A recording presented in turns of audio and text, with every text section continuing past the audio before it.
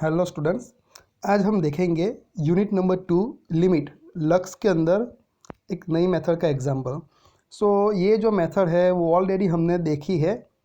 Okay, मैंने video भी send किया है, लेकिन ये जो एग्जांपल है वो ट्यूटोरियल में है। ट्यूटोरियल में एग्जांपल नंबर 9 है।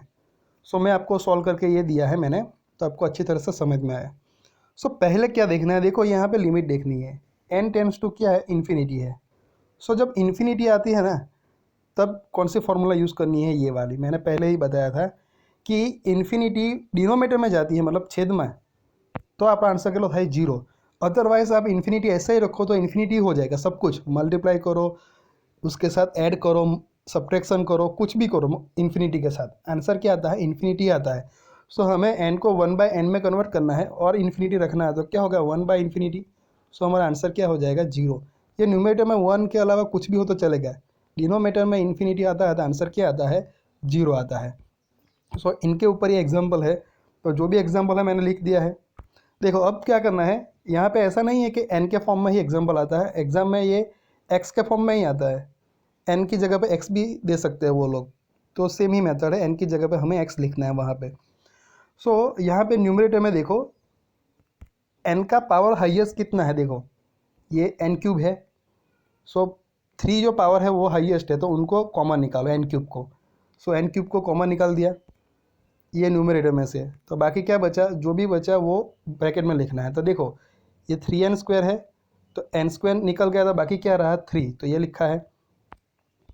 बाद में क्या है, -5n² है, तो n³ को बाहर निकाला ना, तो -5 तो ऐसा ही रहेगा, लेकिन ये n³ को हमने बाहर निकाला, यहाँ पे कितने हैं, n² ही है।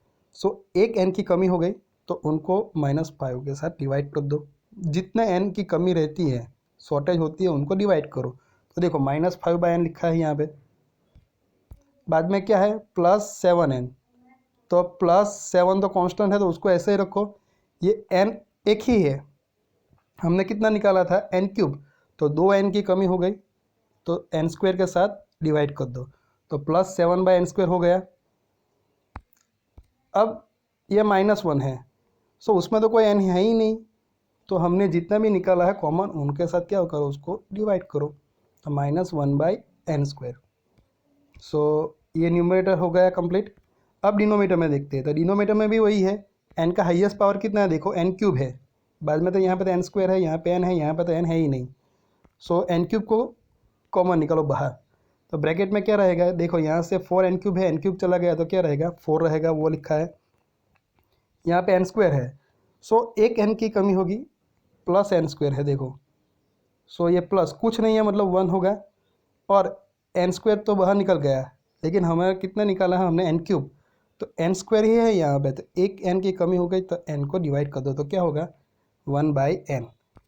सेम ही होगा यहाँ पे, -n है, तो ये -n बाहर निकल गया, लेकिन हमें कितने चाहिए, 3 चाहिए, तो 2 की कमी है, तो n² के साथ डिवाइड कर दिया, -1/n²। +1, तो यहाँ पे तो एक भी n नहीं है, तो 1 को n³ के साथ क्या करो, डिवाइड कर दो, तो ये एक टर्म हो गई। अब एग्जांपल इजी हो गया, ये n³ कैंसल, तो ये जो ब्रैकेट है वो यहाँ पे लिखा है एज इट इज़, ये जो डिनोमीटर में है वो यहाँ पे लिखा है, बहुत ईजी है। अब क्या करना है, लिमिट को एंटर करनी है, मतलब n टेंड्स टू इन्फिनिटी है हमारी लिमिट, तो n की जगह पे हमें क्या रखना है, इन्फिनिटी रखना है, राइट। ये फॉर्मूला हम यूज़ करेंगे। जहाँ पे भी n डिनोमीटर में है, देखो वो टर्म कैसी हो जाएगी, सभी 0 हो जाएगी। ये हमने लास्ट एग्जाम्पल में भी देखा था। सभी में देखो 5/n है, यहाँ पे 7/n² है, यहाँ पे 1/n³ है, तो 5/n मतलब 5/इन्फिनिटी, तो आंसर इन्फिनिटी नीचे आया तो 0 आएगा। 7/n² है, तो 7/n² है, तो इन्फिनिटी स्क्वायर इन्फिनिटी ही होता है, उसका आंसर भी 0 हुआ। ये -1/³ है, तो 1/इन्फिनिटी होएगा, तो उनका भी आंसर क्या हो जाएगा, 0 हो जाएगा। तो ये जो है सभी जिसके टर्म में n ये डिनोमीटर में है, सभी के आंसर 0 आएंगे। ये जो कांस्टेंट है n के बगैर वही रहेगा। जब हम लिमिट रखते हैं तब लिमिट लिखने की ज़रूरत नहीं, तो यहाँ पे नहीं लिखी है, ये 3 लिखा है एज इट इज़। बाद में ये 0, ये भी 0 और ये भी 0, देखो तीनों डिनोमीटर में क्या होता है, ये 4 आएगा, राइट। बाकी सभी क्या हो जाएगा, 0 हो जाएगा। तो आंसर क्या आएगा हमारा, बाद में 3/4। तो ये मेथड ऑलरेडी हमने की है, सेम एग्जांपल किया था, थोड़ा सा ही डिफरेंस था। ओके, नेक्स्ट वीडियो में हम और एग्जाम्पल देखेंगे।